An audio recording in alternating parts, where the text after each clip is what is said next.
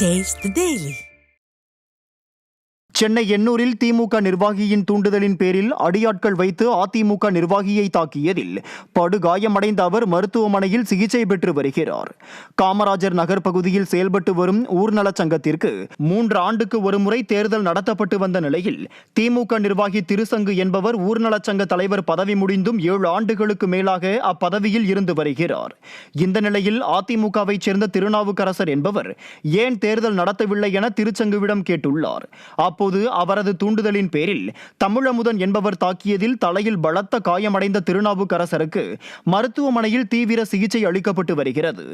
இது தொடர்பாக எண்ணூர் காவல் நிலையத்தில் புகார் அளித்ததற்கு ஆளும் கட்சி நிர்வாகி என்பதால் போலீசார் நடவடிக்கை எடுக்காமல் அலைக்கழிப்பதாக குற்றச்சாட்டு எழுந்துள்ளது. கோவையில் முறையாக ஊதியம் வழங்க நடவடிக்கை எடுக்க வலியுறுத்தி தூய்மை பணியாளர்கள் ஆட்சியர் காலில் விழுந்து மனு அளித்த சம்பவம் அதிர்ச்சியை ஏற்படுத்தியது. கோவை அரசு மருத்துவக் கல்லூரி மருத்துவமனையில் தனியார் நிறுவன ஒப்பந்த அடிப்படையில் பணியாற்றி வரும் தூய்மை பணியாளர்களுக்கு முறையாக ஊதியம் வழங்கப்படவில்லை என கூறப்படுகிறது. இதனால் விரக்தி அடைந்த தூய்மை பணியாளர்கள் ஆட்சியரின் காலில் விழுந்து கண்ணீர் மல்க மனு அளித்தனர்.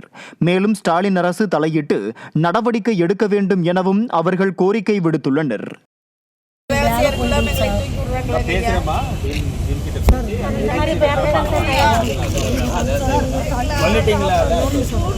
தூக்கவே